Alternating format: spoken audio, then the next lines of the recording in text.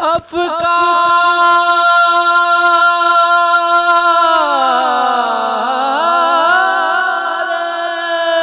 نصیر افکار نصیر افکار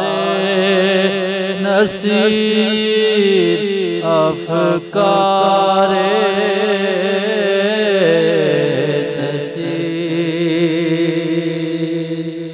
فکر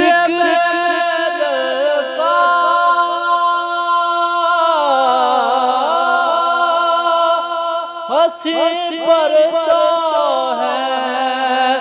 افکار نصیر افکار نصیر افکار افکار نصیر۔ اعوذ باللہ من الشیطان الرجیم، بسم اللہ الرحمن الرحیم۔ ناظرین اکرام، السلام علیکم ورحمۃ اللہ وبرکاتہ۔ آپ دیکھ رہے ہیں NTV پروگرام افکار نصیر کے ساتھ میں ہوں آپ کا میزبان فیصل مجید۔ آج 12 صفر المظفر ہے اور آج کے ہمارے اس پروگرام کا عنوان ہے آداب نعت در تعلیمات نصیر ملت۔ اسی حوالے سے گفتگو کرنے کے لیے میرے ساتھ علامہ صاحب تشریف فرما ہیں۔ سب سے پہلے میں اپنے مہمانوں کا تعارف کرواتا چلوں۔ میرے ساتھ بہت معروف قاری جناب فخر القرآن قاری محمد شعیب صاحب تشریف فرمایا۔ السلام علیکم قاری صاحب، میں آپ کو پروگرام میں خوش آمدید کہتا ہوں۔ اس کے علاوہ میرے ساتھ علامہ عبدالرحمن جامی صاحب تشریف فرمایا۔ السلام علیکم۔ وعلیکم السلام ورحمۃ اللہ۔ علامہ صاحب آپ کو بھی میں خوش آمدید کہتا ہوں۔ جی ناظرین کرام، جیسا کہ آپ جانتے ہیں کہ ہمارے اس پروگرام کا آغاز آیات بینات سے ہوتا ہے، تو میں آیات بینات کی تلاوت کے لیے ملتمس ہوں قاری محمد شعیب صاحب سے کہ وہ آیات بینات سے ہمارے اس پروگرام کا آغاز فرمائیں۔ اعوذ باللہ من الشیطان الرجیم،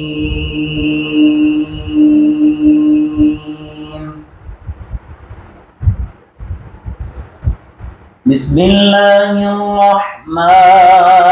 الرحیم۔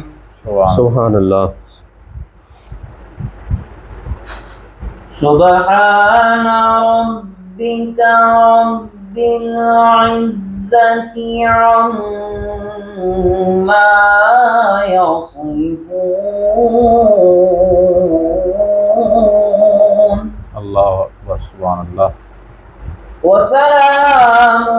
علی المرسلین والحمد للہ رب العالمین۔ سبحان اللہ، ماشاءاللہ۔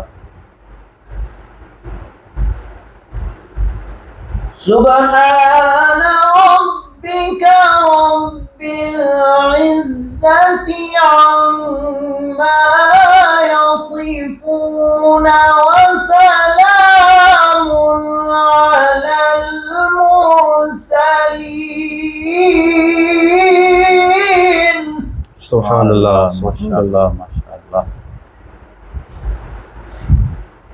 وسلام على المرسلين والحمد لله رب العالمين۔ سبحان اللہ، ماشاء اللہ، ماشاء اللہ۔ والحمد لله رب العالمين۔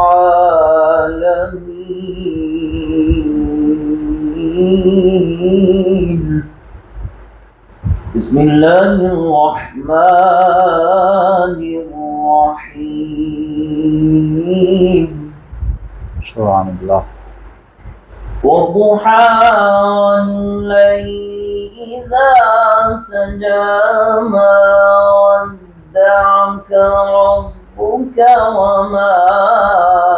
قلى، سبحان اللہ، ماشاء اللہ۔ وللآخرة خير لك من الأولى، ولسوف يعطيك ربك ربك فترضى ماشاء اللہ سبحان اللہ وضحى والليل إذا سجى ما ودعك ربك وما قلى وللآخرة خير لك من الأولى سبحان اللہ واہ سبحان اللہ ماشاء اللہ ولسوف يعطيك ربك فترضى ألم يجدك يتيما فآوى سبحان اللہ سبحان اللہ سبحان اللہ ووجدك ضالا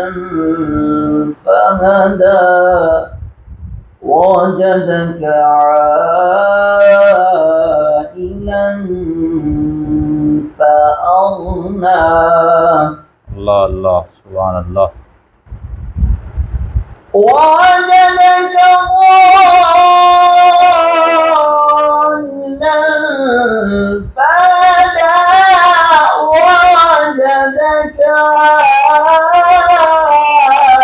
عائلا فأغنى سبحان ماشاء اللہ ماشاء اللہ فأما اليتيم فلا تقهر وأما السائل فلا تنهر وأما بنعمة ربك فحدث صدق الله العظيم ماشاء اللہ جزاک اللہ بڑے احسن انداز میں تلاوت کلام مجید کی سعادت حاصل کر رہے تھے قاری محمد شعیب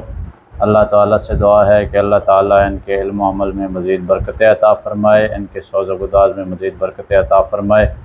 پیر جی علیہ الرحمہ نے مختلف حوالوں سے ہمیں یہ درس دیا کہ نعت لکھنا اور نعت پڑھنا اس کے آداب کیا ہیں اور ایک نعت لکھنے والے کو کن باتوں کا دھیان رکھنا چاہیے اور نعت پڑھنے والوں کو کن باتوں کا دھیان رکھنا چاہیے کیونکہ نعت گوئی اور نعت خوانی یہ بڑے دو اہم پہلو ہیں اسی حوالے سے پیر جی کی شاعری سے کچھ اشعار لیے ہیں اور ان کی تشریح کے لیے میرے ساتھ علامہ عبدالرحمن جامی صاحب تشریف فرما ہیں پیر جی علیہ الرحمہ نے فرمایا کہ شامل مقصد تخلیق یہ پہلو بھی رہا شامل مقصد تخلیق یہ پہلو بھی رہا بزم عالم کو سجا کر تیرا چرچا کرنا بزم عالم کو سجا کر تیرا چرچا کرنا جی ناظرین کرام اس شعر میں جس طرح پیر جی علیہ الرحمہ فرما رہے ہیں کہ سرکار دو عالم نور مجسم صلی اللہ علیہ وسلم کی شان کون کیا بیان کرے گا جبکہ اللہ تعالیٰ نے آپ کی شان میں پورے بزم عالم کو سجایا اور جناب آدم علیہ السلام سے لے کر قیامت تک آنے والا ہر آخری فرد جو ہے اس بزم کا حصہ ہے اور اس بزم میں سرکار دو عالم کی تعریف و توصیف ہو رہی ہے اسی حوالے سے میں علامہ صاحب سے گزارش کروں گا کہ آپ ہمارے ناظرین کو ایک تشریحی و ذاتی میسیج دیں بسم اللہ الرحمن الرحیم حضرت پیر سید نصیر الدین نصیر شاہ صاحب رحمۃ اللہ تعالی علیہ آپ صرف ایک عام شاعر نہیں تھے بلکہ انتہائی فن شناس اور ایسا کہہ لیں کہ اس قدر فن سے شناسی تھی کہ آپ فن کو گویا کہ آپ نے کندھوں پہ ہاتھ رکھ کے اس کو سہارا دیا اور فن کی خدمت کی اس شعر میں حضور نصیر ملت رحمۃ اللہ تعالی علیہ مقصد کائنات کو بیان کر رہے ہیں اور یہ نعت کا لفظ دیکھنے میں تو 3 حرف ہیں اس کے اور اس کے اوپر 3 ہی نقطے لگے ہوئے ہیں لیکن ان 3 حرفوں اور 3 نقطوں کے اندر پورا عالم سمایا ہوا ہے اور اس میں یہ اتنا وسیع لفظ ہے کہ حضور نصیر ملت رحمۃ اللہ علیہ نے اس شعر میں فرمایا کہ اس کائنات کا مقصد یعنی صرف دنیا کا نہیں زمین کے وجود میں آنے سے پہلے اور اس کے وجود کے ختم ہونے کے بعد اور جب تک یہ سلسلہ چلتا رہے گا، لا الہ نہایا، یعنی اس کی کوئی انتہا نہیں. جتنا کچھ اللہ نے تخلیق فرمایا، سارے کے سارے تخلیق کرنے کا مقصد، ہر چیز کے تخلیق کرنے کا مقصد صرف اور صرف رسول اللہ صلی اللہ علیہ وسلم کی مدح سرائی، آپ صلی اللہ علیہ وسلم کی شان کو دکھانا مقصود ہے، اس کے علاوہ کچھ بھی نہیں. بے شک. جی ناظرین، جس طرح علامہ صاحب فرما رہے تھے کہ سرکار دو عالم نور مجسم صلی اللہ علیہ وسلم کی شان اتنی ہے کہ اللہ تعالیٰ نے اپنے محبوب صلی اللہ علیہ وسلم کے لیے کائنات کو تخلیق فرمایا، اور اس کا یہی مقصد تھا. ورفعنا لک ذکرک. گفتگو کے سلسلے کو مزید آگے بڑھاتے ہیں. یہاں پہ میں ایک اور شعر پیش کرنے کی سعادت حاصل کرتا ہوں. پیر جی علیہ الرحمہ نے فرمایا کہ میں بھی شیدا ہوں نصیر اس شاہ خوباں کا مگر، میں بھی شیدا ہوں نصیر اس شاہ خوباں کا مگر، میں محبت کو تماشا نہیں ہونے دیتا، میں محبت کو تماشا نہیں ہونے دیتا. ناظرین کرام، آج کل کا جو ماحول ہے اسپیشلی نعت خوانی اور نعت گوئی کا، یہ ہمارے لیے لمحہ فکریہ ہے کہ آج کل نعت خواں حضرات بھی عوام الناس کو دیکھتے ہیں اور اسی طرز میں کلام پڑھتے ہیں، اور نعت گو شعراء بھی بڑے عجیب و غریب قسم کے کلام، اور وہ تشبیہ یہ دیتے ہیں کہ فلاں بندے نے جی ایک مائیہ لکھا تھا، مجھے بڑا پسند آیا ہے، تو میں نے کہا چلے میں اس تناظر میں نعت لکھ دیتا ہوں. لیکن یہ مقصد نہیں ہے. نعت گوئی اور نعت خوانی جو ہے، یہ میں جیسا کہ پہلے ذکر کر چکا ہوں کہ بڑا ایک حساس اور انتہائی حساس بلکہ یہ پہلو ہے ہمارے دین متین کا، اور اس حوالے سے ہمیں بہت ساری چیزوں کا خیال رکھنا چاہیے. پیر جی علیہ الرحمہ نے جیسا کہ اس شعر میں فرمایا کہ محبت مجھے بھی ہے سرکار دو عالم صلی اللہ علیہ وسلم سے، لیکن سر عام وہ تماشا کرنا اور عجیب قسم کی خرافات پیدا کرنا، یہ اس ماحول کا ایسا نہیں ہے. اسی حوالے سے میں علامہ صاحب آپ سے گزارش کروں گا کہ آپ ہی ہمارے ناظرین کو اس شعر کے حوالے سے بتائیے کہ اس شعر میں پیر جی علیہ الرحمہ دراصل کیا میسیج دینا چاہتے ہیں. یہاں پہ حضور نصیر ملت رحمۃ اللہ علیہ ایک شعر میں بہت ساری نصیحتیں فرما گئے. بالکل. اس میں حضور نصیر ملت رحمۃ اللہ علیہ نے نعت لکھنے والوں کو بھی جھنجھوڑا، نعت پڑھنے والوں کو بھی ادب سکھایا، اور نعت سننے والوں کو بھی ادب سکھایا. انہوں نے لکھنے والوں کو یہ تلقین فرمائی کہ آپ نعت لکھتے ہوئے، یہ نعت دو دھاری تلوار ہے سمجھے، یہ آپ پل صراط سے گزر رہے ہوتے ہیں جب نعت لکھ رہے ہوتے ہیں. یہ اتنا نازک مضمون ہے ناظرین کہ ایک طرف خدا تعالیٰ کی صفات اور خدا تعالیٰ کی تعریفات کا ایک بے انتہا اور بے کنارہ سمندر ہے، اور دوسری طرف تاجدار کائنات جناب حضرت محمد مصطفیٰ صلی اللہ علیہ وسلم آپ کا بحر ثنا موجود ہے، اور اس درمیان میں ایک پل ہے، ایک درمیان میں ایک یہ نفیس سی رکاوٹ ہے. اس میں آپ نے اختلاط سے بچانا ہوتا ہے. خدا تعالیٰ کی شان ادھر نہ آنے پائے اور رسول اللہ صلی اللہ علیہ وسلم کی شان اس قدر نہ بیان کریں کہ خدا تعالیٰ کی شان اور رسول اللہ صلی اللہ علیہ وسلم کی شان کے درمیان کوئی فرق نہ رہے. بس رسول اللہ صلی اللہ علیہ وسلم کی شان وہاں تک بیان کرتے جائیں لکھنے والے کہ جہاں تک خدائی کی شان شروع ہوتی ہے اس سے نیچے نیچے جتنی شانیں ہیں وہ رسول اللہ صلی اللہ علیہ وسلم کو اللہ نے عطا فرما دی، وہ بیان کرتے جائیں. لیکن ان میں الفاظ چن کے استعمال کریں اور ہلکے الفاظ نہ استعمال کریں. لکھتے وقت آپ آداب کا ادب، ویسے بھی ایک شاعری میں یہ شاعری ادب ہے، اردو ادب ہے، اور اس میں لکھتے ہوئے بھی خیال کریں. اس کے بعد سننے والوں کو، پڑھنے والے ان کے لیے یہ پیغام ہے اس شعر میں کہ وہ پڑھتے ہوئے آداب کا خیال کریں، طرزیں ایسی نہ لگائیں کہ وہ گانے اور نعت کا کوئی فرق ہی نہ رہے، اور نعت کو پڑھتے وقت کچھ اپنے جسمانی آداب کا اور بیٹھنے کا، کھڑے ہونے کا، وہ کیونکہ آپ رسول اللہ صلی اللہ علیہ وسلم کی بارگاہ میں ہدیہ پیش کر رہے ہوتے ہیں، اور یہ وہ بارگاہ ہے جو خدا کے بعد دنیا میں سب سے بڑی شان والی بارگاہ ہے.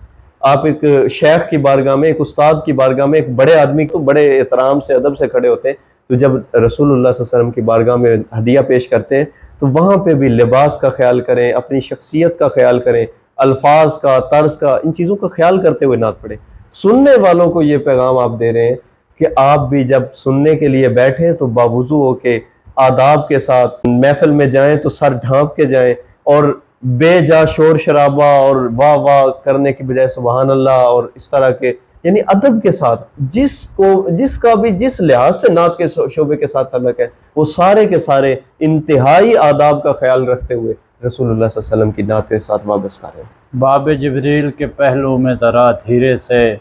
باب جبریل کے پہلو میں ذرا دھیرے سے، فخر یوں جبریل کو کہتے ہوئے پایا گیا،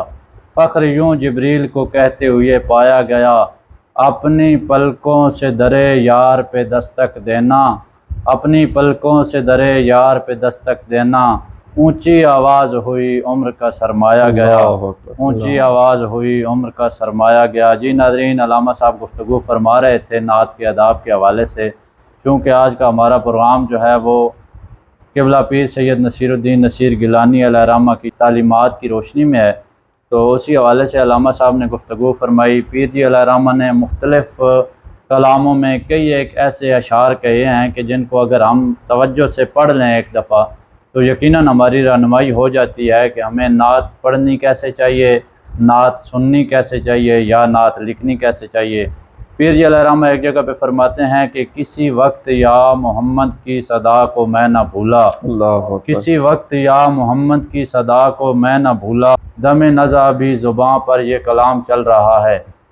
بظاہر تو اس شعر سے معنی واضح ہو جاتا ہے کہ پیر جی فرمانا کیا چاہتے ہیں، لیکن اس کی اگر تفصیل میں جایا جائے تو اس کی تفصیل میں کئی ایک مضامین بنتے ہیں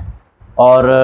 ایک ایک لفظ پہ مضمون بن سکتا ہے۔ جیسا کہ پیر جی نے فرمایا کہ یہ جو ہم صدا لگاتے ہیں یا محمد صلی اللہ علیہ وآلہ وسلم، یہ صرف محفل کے لیے محدود نہیں ہے یا لوگوں کو سنانے کے لیے محدود نہیں ہے، بلکہ جب ہم تنہائی میں ہوں تب بھی ہمارا یہی کام ہونا چاہیے کہ ہم سرکار دو عالم نور مجسم صلی اللہ علیہ وآلہ وسلم کی ذات پاک پہ درود و سلام کے نذرانے پیش کرتے رہا کریں، اور جو دیوانہ مصطفیٰ ہوتا ہے اس کا یہ خاصہ ہونا چاہیے، اس کی یہ خاصیت ہونی چاہیے کہ وہ ہر دم اپنے لجپال نبی صلی اللہ علیہ وسلم کی بارگاہ میں حاضری پیش کرتا رہے، نہ کہ جو ہے لوگوں کو دکھانے سنانے کے لیے صرف یہ چیز محدود رکھی جائے۔ اسی حوالے سے میں علامہ صاحب آپ سے گزارش کروں گا کہ یہ جو شعر پیر جی نے لکھا، اس حوالے سے آپ کیا میسج دینا چاہتے ہیں؟ یہاں پہ حضور نصیر ملت رحمۃ اللہ تعالی علیہ آپ نے بڑے خوبصورت انداز میں ایک تو اپنا وہ کیا کہتے ہیں ایک راز دنیا کو بتا گئے، حالانکہ یہ صوفیاء یہ بزرگ یہ سمندر پی جاتے ہیں لیکن کچھ بتاتے نہیں۔ ہاں یہاں پہ کچھ لوگ اگر یہ کہہ دیں کہ اس میں وہ خود ہی بتا رہے ہیں تو جی یہ صوفیاء تو بتاتے نہیں ہیں، تو ایسا نہیں ہے۔ قرآن پاک میں اللہ پاک نے فرمایا وَأَمَّا بِنِعْمَتِ رَبِّكَ فَحَدِّثْ، کہ اور جو تمہارے رب کی نعمت ہے تمہارے اوپر وہ اس کو بیان کیا کرو، یہ تحدیث نعمت ہے، اس کا کوئی وہ ایسا دوسرا معنی نہیں لینا چاہیے۔ تو آپ نے جو فرمایا کسی وقت یا محمد کی صدا کو میں نہ بھولا، دم نزع بھی زباں پر یہ کلام چل رہا ہے۔ آپ فرما رہے ہیں کہ ضروری نہیں ہے کہ ایک بہت بڑی محفل نعت سجی ہو اور وہاں پہ آپ کو انوائٹ کیا جائے، آپ آ کے بیٹھیں اور کوئی فیس وغیرہ دی جائے، یا فی سبیل اللہ بھی اگر کوئی نعت خوان آتے ہیں ماشاءاللہ، ابھی تک وہ کیا کہتے ہیں نہیں ہے نا امید اقبال اپنی کشتے ویراں سے، کچھ ایسے لوگ ہیں۔ تو ضروری نہیں کہ ایسے کوئی ایک باقاعدہ پروگرام ہو، باقاعدہ ایک مینجمنٹ کی جائے، لوگوں کو اکٹھا کیا جائے پھر ہی رسول اللہ صلی اللہ علیہ وسلم کی آپ یاد کریں گے، بلکہ یہ رسول اللہ صلی اللہ علیہ وسلم کی یاد ایسی ہے، یہ آپ کی عمر کا یہی سرمایہ جو آخرت میں بھی کام آئے گا۔ اس کو اتنا یاد رکھیں، ہر وقت آپ کی زبان پر کملی والے آقا صلی اللہ علیہ وسلم کا نام جاری رہے، جس طرح شیخ سعدی صاحب نے بھی فرمایا زبان تا بود در دہاں جائے گی، ثنائے محمد بود دل پذیر۔ وہ کہتے ہیں کہ یہ زبان جب تک میرے منہ میں جگہ پکڑے ہوئے ہے، میرے منہ میں موجود ہے، تو ثنائے محمد بود دل پذیر، تو رسول اللہ صلی اللہ علیہ وسلم کی ثنا دل کو بہلانے والی ہو۔ یعنی وہ کہتے ہیں کہ ہر وقت جب تک زبان میرے منہ میں موجود رہے اس وقت تک یہ بس رسول اللہ صلی اللہ علیہ وسلم کی ثنا ہی کرتی جائے۔ اللہ سبحان اللہ۔ رسول اللہ صلی اللہ علیہ وسلم کی ثنا کے لیے کوئی ضروری نہیں ہے کہ کوئی خاص ایک انتظام ہو، اب جہاں بھی موجود ہیں، اکیلے ہیں، تنہائی میں سوئے ہیں، بیٹھے ہیں، لیٹے ہیں، رسول اللہ صلی اللہ علیہ وسلم نے کوئی ایسی پابندی تو نہیں لگائی کہ میرا اتنا کو مجالس کے علاوہ ذکر نہ کرنا ہے، بلکہ یہ ہر جگہ پہ آپ کر سکتے ہیں۔ دم نزع بھی زباں پر یہ کلام چل رہا ہے، یعنی آپ فرما رہے ہیں کہ یہ عشاق کا ایک طریقہ ہے کہ وہ تو جب جان دے رہے ہوتے ہیں تو ان کو اپنی جان کنی کے وقت کی فکر نہیں ہوتی، بلکہ وہ اپنے محبوب کا نام لے رہے ہوتے ہیں. اللہ اللہ اللہ. ان کو ایک ہی فکر ہوتی ہے کہ کملی والے آقا صلی اللہ علیہ وسلم کی ثنا اور ذرا کر لیں، اور ذرا درود و سلام پڑھ لیں، چلتے پھرتے بیٹھتے. یہ درود و سلام بھی تو ایک نعت ہی ہے. بے شک ایسے. تو چلتے پھرتے بیٹھتے اٹھتے لیٹتے ہر وقت یہ رسول اللہ صلی اللہ علیہ وسلم کا ذکر زبان پہ جاری رہے، حتیٰ کہ اللہ پاک اپنے پاس بلا لیں. بے شک. یہ ناظرین، علامہ صاحب گفتگو فرما رہے تھے. یہاں پہ پیر جی علیہ رحمہ کا ایک بڑا خوبصورت شعر میں اسی کے ساتھ شامل کرنا چاہوں گا جو اس گفتگو سے بالکل ریلیٹڈ ہے. فرماتے ہیں کہ تم پر اللہ کے الطاف نصیر ایسے ہیں، نعت اس شان سے لکھی کہ قلم توڑ دیا. اللہ نعت اس شان سے لکھی کہ قلم توڑ دیا. علامہ صاحب آپ تحدیث نعمت کا ذکر فرما رہے تھے قرآنی آیات کی روشنی میں، تو پیر جی علیہ رحمہ نے تو یہاں پہ ایک اور بہت بڑی بات کر دی. اس حوالے سے آپ ہمارے ناظرین کو کیا کہنا چاہتے ہیں؟ ایسا دعویٰ بہت کم شعراء نے کیا ہے، اور یاد رہے کہ یہ ویسے بھی مدینہ شریف میں بھی آج کل بھی جائیں نا تو وہاں پہ جتنا ادب پاکستانی ہندوستانی لوگ کرتے ہیں نا، کسی ملک سے آنے والے اتنا لوگ نہیں کرتے. نعت اردو زبان میں یہ صرف بعد میں منتقل ہوئی ہے. اولاً یہ عربی زبان میں ہوئی، جس میں ابتدائی شعراء میں حضرت ابو طالب رضی اللہ تعالیٰ عنہ، حضرت حسان بن ثابت رضی اللہ تعالیٰ عنہ، دیگر صحابہ کرام اور شعراء آتے ہیں. عربی کے بعد یہ فارسی میں آتی ہے اور دیگر زبانوں میں آتی ہے، اور اس کے بعد عربی فارسی کے بعد یہ اردو زبان میں منتقل ہوتے ہیں یہ صنف. اور یہ اردو زبان میں جس قدر اس کے اوپر کام ہوا ہے نا، یہ حضور نصیر ملت رحمۃ اللہ علیہ کی بھی یہی تحقیق ہے، اور دیگر کچھ شعراء نے اور ادیبوں نے یہ تحقیق لکھی ہے کہ جتنا اس صنف پہ اردو زبان میں کام ہوا ہے دنیا کی کسی زبان میں کام نہیں ہوا. اللہ اللہ. اور اردو زبان میں اتنا زیادہ کام ہونے کے باوجود بھی ایسے دعوے بہت کہیں شاذ نادر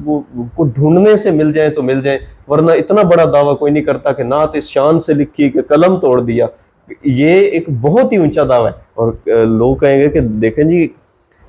کہنے والے کہہ سکتے ہیں کیونکہ دنیا کا آسان ترین کام تو ہے اعتراض کرنا. تو میں نے جس طرح پہلے بھی تحدیث نعمت کا ذکر کیا کہ یہ اولیاء اللہ کی طرف سے تحدیث نعمت ہے. میں حضرات سے گزارش کروں گا کہ جس کو اس کے اوپر اگر اعتراض کرنا ہوگا آپ کو، تو سب سے پہلے آپ کو قصیدہ غوثیہ شریف جو کہ سارا ہی بہت ہائی لیول کے دعووں کے اوپر مشتمل ہے، اور وہ خالی دعوے نہیں تھے، وہ ایک ریالٹیز ہیں، ان میں حقیقتیں ہیں جو اللہ پاک نے حضور غوث الاعظم سرکار کو عطا فرمائی تھی. یہاں پہ حضور نصیر ملت رحمۃ اللہ علیہ نے کوئی ایسے فضول دعویٰ نہیں کیا، بلکہ قرآنی آیات مد نظر رکھتے ہوئے اللہ کی عطا کردہ وہ نعمتیں جو ہیں ان نعمتوں کا ذکر کیا ہے کہ اللہ پاک نے مجھے اس قدر شان عطا فرمائی، اللہ کی یہ مجھ پہ عنایات ہے کہ میں نے اس طریقے سے، یہ کوئی ذاتی دعویٰ تو نہیں کر رہے، وہ باقاعدہ اس کا ذکر کر رہے ہیں کہ یہ اللہ کی مجھ پہ عنایت ہے، اور اس شان سے نعت لکھی کہ یہ ان کا کہنا نہیں، صرف اب تک ادیب اس کے اوپر ریسرچ کر رہے ہیں. حضور نصیر ملت کی شاعری کے اوپر تھیسس لکھے جا چکے ہیں، کام جاری ہے ابھی تک. انشاءاللہ یہ پتہ نہیں کب تک کہاں تک یہ سلسلہ جاری رہے گا. تو دنیا گواہی دے رہی ہے کہ جس شان سے اس دور میں حضور نصیر ملت رحمۃ اللہ علیہ نے لکھا ہے، اس کی مثال اردو ادب میں بہت کم، کہیں مل جائے تو مل جائے، ورنہ اس کی مثال نہیں ملتی. اور ملے بھی کیوں، یہ تو ڈائریکٹ سادات ہے، باب مدینۃ العلم سے فیض آتا ہے. اللہ سبحان اللہ سبحان اللہ. تو یہاں پہ جو ہے وہ کوئی ایسی بات نہیں. وَأَمَّا بِنِعْمَةِ رَبِّكَ فَحَدِّثْ، اور اس طرح کی دیگر جو قرآنی آیات ہیں وہ انسان کو اجازت دے رہے ہیں کہ تکبر نہ کریں، لیکن تحدیث نعمت کی تو قرآن نے اجازت عطا فرمائی ہے کہ آپ بیان کریں. رسول اللہ صلی اللہ علیہ وسلم نے بھی فرمایا کہ انبیاء سے افضل ہوں، تمام انسانیت سے افضل ہوں، لیکن اس پہ فخر نہیں کرتا. اور دیگر آپ نے اپنے تفاخر بیان فرمائے. تیرے نام پر مٹا ہوں مجھے کیا غرض نشاں سے. پیر جی علیہ رحمہ کے حوالے سے علامہ صاحب گفتگو فرما رہے تھے. یہاں پہ میں ایک اور شعر شامل کرنا چاہوں گا. پیر جی علیہ رحمہ نے فرمایا کہ یوں گم ہوئے تصور خیر الورا میں ہم، یوں گم ہوئے تصور خیر الورا میں ہم، دل کا ملا نہ کھوج نہ اپنا پتہ ملا، دل کا ملا نہ کھوج نہ اپنا پتہ چلا. علامہ صاحب صورتحال یہ ہے کہ آج سے اگر ایک دہائی یا دو دہائیاں پیچھے چلے جائیں تو ہمارے ملک پاکستان کی میں بات کروں گا. نعت خواں حضرات جب محفل میں آتے تھے انتہائی باادب باوضو ہو کے آتے تھے، اور جو بھی نعت خواں حضرات تھے ان کے چہرے سے لگتا تھا کہ یہ واقعی سرکار دو عالم نور مجسم صلی اللہ علیہ وسلم کے مدح سرا ہیں، مدح خواں ہیں، اور جب وہ محفل میں پڑھتے تھے ان کی آنکھیں بند ہوتی تھیں، اللہ، وہ کوئی اشارہ نہیں کرتے تھے، وہ نہیں کہتے تھے کہ ہاتھ اٹھائیں، جھنڈے بنائیں اور لہرا کے کہیں سبحان اللہ، یہ والی باتیں نہیں تھیں۔ لیکن وقت کے ساتھ ساتھ چینجنگ آتی گئی، اور آج کا دور تو ایسا دور ہے الحمدللہ، شہادت حاصل ہوتی رہتی ہے ہمیں بھی کبھی کبھی، تو دیکھا یہ جاتا ہے کہ اگر کوئی بندہ کہے کہ ہاتھ اٹھا کے کہیں سبحان اللہ، وہ نعت خواں تصور کیا جاتا ہے، اس کو کہتے ہیں کہ یہ اچھا نعت خواں تھا، اس نے عوام کو کہا کہ ہاتھ اٹھائیں، جھنڈا بنائیں، سبحان اللہ کہیں۔ جو بندہ اپنے رنگ میں نعت پڑھتا ہے سرکار دو عالم صلی اللہ علیہ وسلم کی بارگاہ میں، کہتے ہیں جی اس کو تو اصل میں نہ وہ صحیح نعت شاید نہیں آتی تھی، وہ بس اس نے ہاتھ باندھے ہوئے تھے، آنکھیں بند کی ہوئی تھی اور نعت پڑھ گیا، ہمیں تو پتہ ہی نہیں تھا جی اس نے نعت کیسے پڑھی ہے۔ اللہ، تو اس حوالے سے پیر جی کا یہ شعر میں نے پیش کیا ہے، یقیناً آپ اس کی تھوڑی وضاحت فرمائیں گے کہ یوں گم ہوئے تصور خیر الورا میں ہم، دل کا ملا نہ کھوج نہ اپنا پتہ اللہ ملا۔ اکبر، اللہ اکبر۔ حضور نصیر ملت رحمۃ اللہ تعالیٰ علیہ، آپ کی تحریر نثری ہو یا دوسرا غزلیات ہیں، شاعری کی دیگر، ایون کہ آپ کا یہ آپ نے صرف وہ کیا کہتے ہیں دعویٰ نہیں کیا، بلکہ آپ کی اس کلام میں، آپ کی کتب میں ان دعووں کے ثبوت موجود ہیں۔ آپ غزل کہہ رہے ہوتے ہیں، آپ نے ماشاءاللہ بہت ساری آپ کی شاعری پڑھ رکھی ہوگی، جن حضرات نے، ناظرین نے بھی پڑھی ہوگی، نہیں تو آپ مطالعہ کیجئے گا کلیات نصیر کا اور دیگر کتب کا، دست نظر آپ اٹھا لیں یا فیض نسبت ہو، یا یعنی آپ مناقب لکھ رہے ہوں، رباعیات لکھ رہے ہوں، دیگر شاعری کی اصناف کے اوپر آپ نے قلم اٹھایا، تو وہاں پہ بھی آپ کو جا بجا ایسے اشعار ملتے ہیں کہ جن میں نعتیہ رنگ پایا جاتا ہے، اور اس کے اوپر باقاعدہ لوگوں نے تحقیق بھی کی ہے ناظرین کے حضور نصیر ملت رحمۃ اللہ علیہ نے غزلیہ کلام میں اور دیگر اصناف میں جب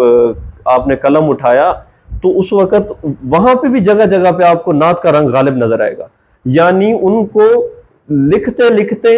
تھوڑا سا آپ کہیں اور توجہ فرماتے تھے نا تو کملی والے آقا صلی اللہ علیہ وسلم کی طرف سے کرم ہوتا تھا، اور پھر وہ اپنے آقا علیہ الصلوۃ والسلام کی طرف متوجہ ہو جاتے تھے۔ بس ایک ہی پتہ ہوتا تھا کہ محمد مصطفیٰ ہے اور میں ہوں، بس سبحان اب محب اور محبوب کا ایسا کانٹیکٹ آپس میں ہوتا تھا، ایسا رابطہ قائم ہوتا تھا کہ پھر وہ دنیا سے بے خبر ہو جاتے تھے۔ بس وہ شیخ سعدی رحمۃ اللہ علیہ کا مصرع ہے نا، من تو شدم تو من شدی، من تن شدم تو جان شدی، تا کس نہ گوید بعد ازیں من دیگرم تو دیگری۔ اللہ اللہ، سبحان اللہ سبحان اللہ۔ جی ناظرین، علامہ صاحب گفتگو فرما رہے تھے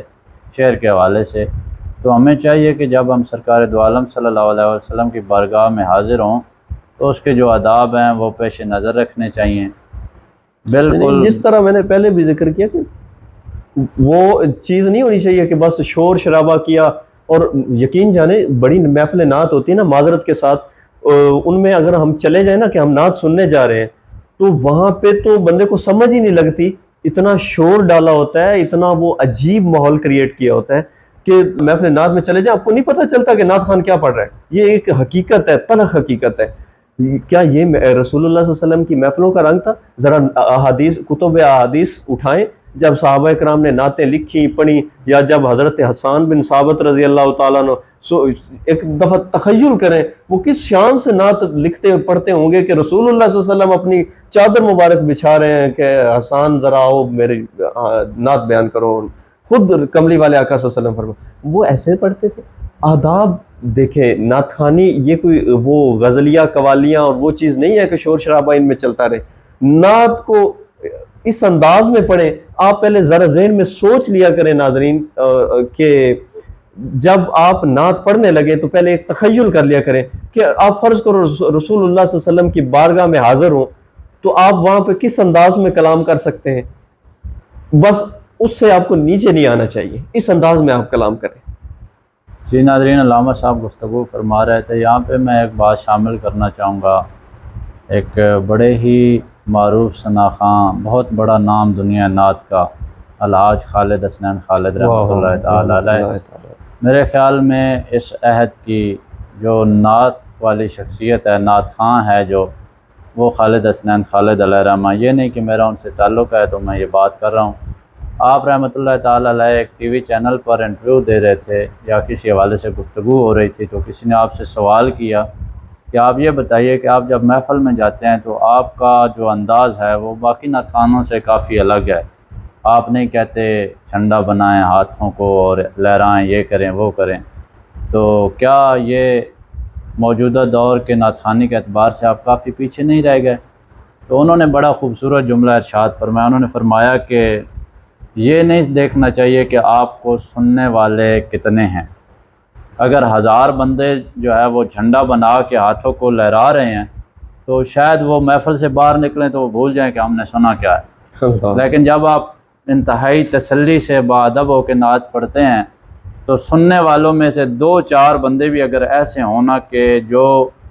گھر تک جائیں اور ان کی دنیا بدل جائے نعت سننے کے بعد، تو سمجھیں کہ آپ کی نعت جو ہے وہ مقبول برگاہ رسالت مآب صلی اللہ علیہ وسلم ہے، اور آپ نے جو نعت پیش کی ہے اس کی وجہ سے کسی کے دل کی دنیا تو بدلی ہے نا، کوئی کیفیت تو بنی ہے۔ اللہ تو انہوں نے فرمایا کہ اکثریت کا جو ہے وہ پہلو نہیں اتنا اہمیت رکھتا جتنا چند ایک بندے، اور یہ کہ آپ کو سننے والے ہیں کون، جی یا صرف نعرے بازی کرنے والے ہیں، یا وہ ہیں کہ جنہوں نے سنا اور پھر اس کو اپنی زندگی پر امپلیمنٹ کیا، عمل درآمد کیا، اور انہوں نے اپنی دنیا بھی سنوار لی، آخرت بھی سنوار لی، اور اس سے پھر ڈائریکٹ آپ کو بھی انشاءاللہ کچھ نہ کچھ ضرور ملے گا۔ جی حضور نصیر ملت رحمۃ اللہ علیہ فرماتے تھے نا کہ لہجے میں اگر رس ہو تو 2 بول بہت ہیں، انسان کو رہتی ہے محبت کی زباں یاد۔ آپ اپنے لہجوں میں اپنی وہ انداز میں ایسی کیفیات پیدا کریں، ایسا انداز اپنائیں کہ حضور نصیر ملت رحمۃ اللہ علیہ، آپ نے بہت ساری نعتیں پڑھی، بہت سارا کلام پڑھا، اپنا بھی پڑھا اور دیگر اساتذہ فن کا بھی پڑھا، تو آپ نے کبھی کسی کو نہیں کہا کہ ہاتھ اٹھا کے دائیں، بلکہ آپ نے جب کلام پیش کیا، کلام پڑھا، تو دنیا کے وہ ادیب جو کسی کو داد تو دینا کیا شاباش نہیں جلدی دیتے تھے، وہ بھی گھٹنوں کے بال آپ کو داد دیتے نظر آتے تھے۔ اللہ اللہ، تو یہ اپنے آپ میں ایک ایسی کوالٹیز پیدا کریں، اپنی ایسی اہلیت پیدا کریں کہ جب آپ سامنے بیٹھ کے 1-2 مصرے پڑھیں تو دنیا کو تڑپا کے رکھ دیں۔ جی ناظرین، علامہ صاحب گفتگو فرما رہے تھے، اسی تناظر میں پیر جی علیہ الرحمہ کا میں ایک اور شعر پیش کرتا ہوں۔ پیر جی علیہ الرحمہ نے فرمایا کہ تذکرہ آپ کے اوصاف کا ہے کار ثواب، تذکرہ آپ کے اوصاف کا ہے کار ثواب، شرط ہے اس کا تقاضا بھی نظر میں رکھیے، شرط ہے اس کا تقاضا بھی نظر میں رکھیے۔ ناظرین کرام، آپ پروگرام افکار نصیر میں آج کا جو ہمارا موضوع ہے آداب نعت در کلام نصیر ملت، وہ سماعت فرما رہے ہیں، دیکھ رہے ہیں۔ آج ہمارے ساتھ قاری محمد شعیب صاحب تشریف فرما ہیں۔ یہاں پہ میں قاری صاحب سے گزارش کروں گا کہ آپ ہمارے ناظرین کو ایک کلام سنائیے۔ میری زندگی کا تجھ سے یہ نظام چل رہا ہے، میری زندگی کا تجھ سے یہ نظام چل رہا ہے، تیرا آستان سلامت میرا کام چل رہا ہے، تیرا آستان سلامت سبحان اللہ، میرا سبحان کام چل رہا ہے، میری زندگی کا تجھ سے اور نہیں عرش و فرش پر گی تیری عظمتوں کے چرچے، نہیں عرش و فرش پر ہی تیری عظمتوں کے چرچے، تیری عظمتوں کے چرچے، ترے خاک بھی زباں پہ تیرا نام چل رہا ہے، اور وہ تیری عطا کے تیور وہ وجوہ میں گرتے کوثر، وہ تیری عطا کے تیور وہ ہجوم میں گرتے کوثر، وہ ہجوم میں گرتے کو سر کہیں شور میں کشاں ہے تو کہیں جام چل رہا ہے، کہیں شور میں کشاں ہے، کہیں جام چل رہا ہے، میری زندگی کا تجھ سے یہ نظام چل رہا ہے، اور کسی وقت یا محمد کی صدا کو میں نہ بھولا، کسی وقت یا محمد کی صدا کو میں نہ بھولا، یا محمد کی صدا کو میں نہ بھولا، دم نظم ابھی زباں پر یہ کلام چل رہا ہے، دم نظم ابھی زباں پر یہ کلام چل رہا ہے، اور وہ برابری کا تو نے دیا درس آدمی کو، وہ برابری کا تو نے دیا درس آدمی کو، دیا درس آدمی کو، کہ غلام ناقہ پر ہے تو امام چل رہا ہے، کہ غلام ناقہ پر ہے تو امام چل رہا ہے، میری زندگی کا تجھ سے یہ نظام چل رہا ہے، تیرا آستان سلامت میرا کام چل رہا ہے، اور کڑی دھوپ کے سفر میں نہیں کچھ نصیر کو غم، کڑی دھوپ کے سفر میں نہیں کچھ نصیر کو غم، نہیں کچھ نصیر کو غم، تیرے سایہ کرم میں یہ غلام چل رہا ہے، تیرے سایہ کرم میں یہ غلام چل رہا ہے، تیرا آستان سلامت میرا کام چل رہا ہے، میری زندگی کا تجھ سے یہ نظام چل رہا ہے۔ ماشاءاللہ سبحان اللہ، بڑے خوبصورت انداز میں نعت پاک کا نذرانہ پیش فرما رہے تھے قاری محمد شعیب۔ لکھے گا بصد شوق نصیر آپ کی نعتیں، لکھے گا بصد شوق نصیر آپ کی نعتیں، اب سلسلہ جنباں ہے قلم آپ کی خاطر، اب سلسلہ جنباں ہے قلم آپ کی خاطر۔ ناظرین کرام، آپ پروگرام دیکھ رہے ہیں افکار نصیر ملت، اور آج کا ہمارا موضوع ہے آداب نعت در کلام نصیر ملت۔ اسی حوالے سے گفتگو کرنے کے لیے میرے ساتھ علامہ عبدالرحمن جامی صاحب تشریف فرما ہیں۔ علامہ صاحب، یہاں پہ میں ایک شعر پیش کر رہا ہوں، اس شعر کو آپ سماعت کیجئے اور پھر اس شعر کی روشنی میں ہمارے ناظرین کو بتائیے۔ پیر جی علیہ الرحمہ نے فرمایا کہ غیر ممکن ہے کسی سے آپ کی مدح و ثنا، غیر ممکن ہے کسی سے آپ کی مدح و ثنا، ہے ثنا خواں آپ، ہے ثنا خواں آپ جب ذات الہی آپ کی،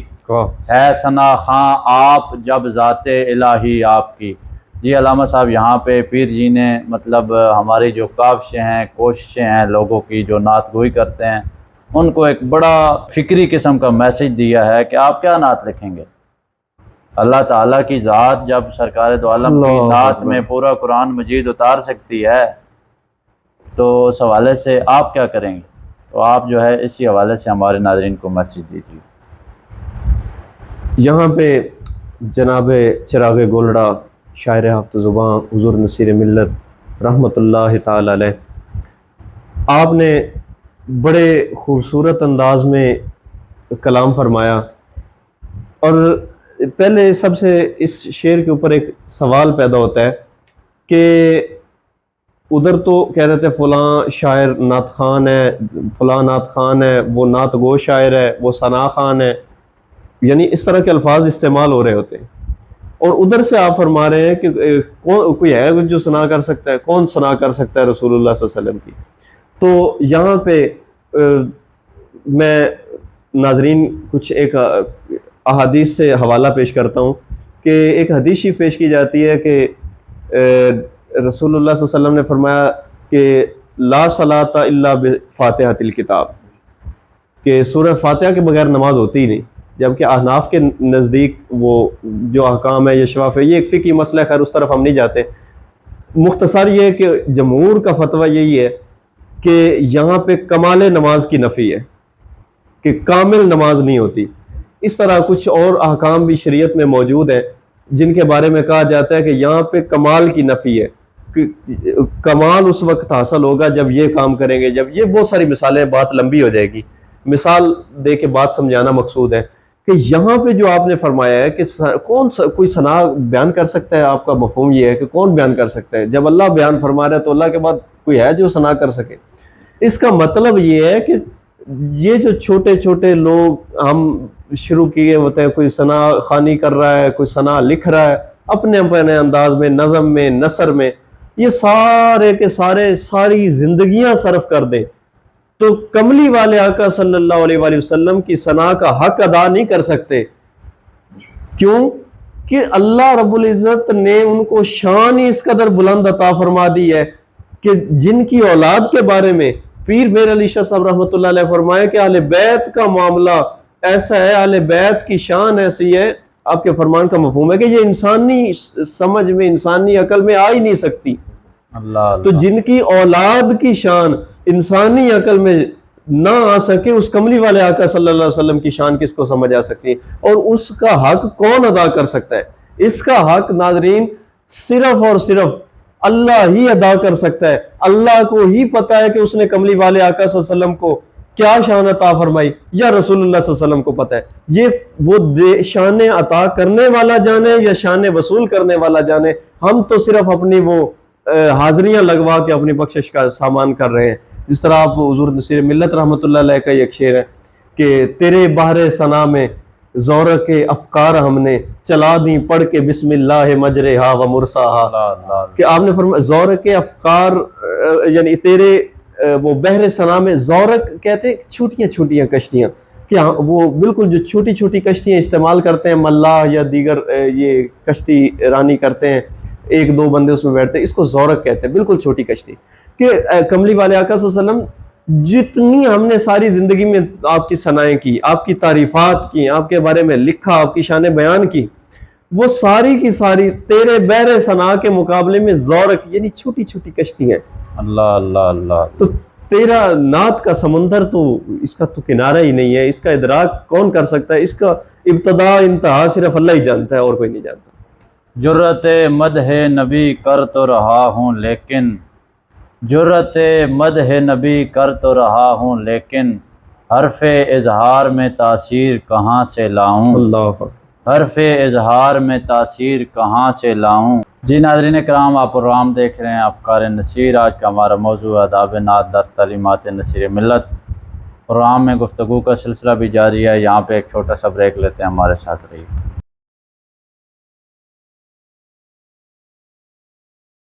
جی ناظرین، ویلکم بیک۔ آپ دیکھ رہے ہیں پروگرام افکار نصیر۔ آج کا ہمارا جو عنوان ہے آداب نعت در کلام نصیر ملت۔ بریک کے بعد ہمیں میری نصیریہ نعت اکیڈمی کے طالب علم جان محمد عباسی نے جوائن کیا ہے۔ جان محمد، میں آپ کو پروگرام میں خوش آمدید کہتا ہوں۔ ناظرین کرام، ہمارا گفتگو کا سلسلہ بھی جاری تھا، اسی سلسلے کو آگے بڑھاتے ہیں۔ یہاں پہ میں ایک اور شعر پیش کر رہا ہوں قبلہ پیر سید نصیر الدین نصیر گیلانی کے کلام سے۔ فرماتے ہیں کہ صفات کھل کے بیاں کر، صفات کھل کے بیاں کر دبی زباں سے نہ کہہ، واہ، صفات کھل کے بیاں کر دبی زباں سے نہ کہہ، صفات کھل کے بیاں کر دبی زباں سے نہ کہہ، سطور خوب ہیں بین السطور کی نسبت، اللہ سطور خوب ہیں بین السطور کی نسبت۔ بڑا خوبصورت شعر اور بڑا ہی بامعنی شعر پیر جی علیہ رحمہ کا یہ۔ اسی شعر کے حوالے سے میں علامہ عبدالرحمن جامی سے گزارش کروں گا کہ پیر صاحب یہاں پہ فرما رہے ہیں کہ صفات کھل کے بیاں کر، کیونکہ صفات بیان کس کی کرنی ہیں؟ اس ذات پاک کی کرنی ہے کہ جو وجہ تخلیق کائنات ہے۔ سرکار دو عالم نور مجسم صلی اللہ علیہ وآلہ وسلم سید الانبیاء، خاتم الانبیاء، اور کئی ایک حوالوں سے اگر ہم بات کریں تو سرکار دو عالم نور مجسم صلی اللہ علیہ وآلہ وسلم کا جو مقام ہے، جو مقام ذیشان ہے، وہ کتنا بڑا مقام ہے کہ اللہ تعالیٰ فرما رہا ہے وَمَا رَمَيْتَ إِذْ رَمَيْتَ وَلَٰكِنَّ اللَّهَ رَمَىٰ۔ تو کتنی بڑی بات ہے، اللہ تعالیٰ نے اپنے محبوب سے کس قدر محبت کی، کس قدر مودت کی، اور کیا کیا اللہ تعالیٰ نے آپ کے اوصاف میں ارشادات فرمائے کلام مجید میں، وَمَا أَرْسَلْنَاكَ إِلَّا رَحْمَةً لِّلْعَالَمِينَ إِنَّا أَرْسَلْنَاكَ شَاهِدًا وَمُبَشِّرًا وَنَذِيرًا۔ میں کیا کیا بیان کروں، وَرَفَعْنَا لَكَ ذِكْرَكَ وَالضُّحَىٰ وَاللَّيْلِ إِذَا سَجَىٰ مَا وَدَّعَكَ رَبُّكَ وَمَا قَلَىٰ۔ تو اسی حوالے سے میں علامہ صاحب کی طرف بڑھوں گا۔ علامہ صاحب آپ ہمارے ناظرین کو بتائیے کہ پیر جی اس شعر کے حوالے سے کیا کہنا چاہتے ہیں۔ یہاں پہ چراغ گولڈا حضور نصیر ملت رحمۃ اللہ تعالی علیہ، آپ نے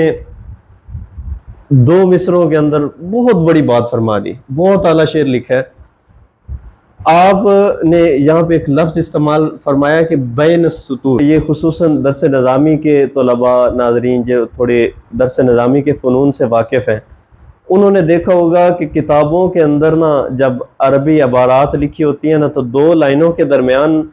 وہ انہوں نے چھوٹا سا ایک دو چار لفظوں کی وضاحت جو دینی ہوتی ہے نا، خصوصاً حدیث شریف کی کتابوں میں ایسا ہوتا ہے، وہ باریک کر کے اس کو لکھ دیتے ہیں اس لفظ کے اوپر۔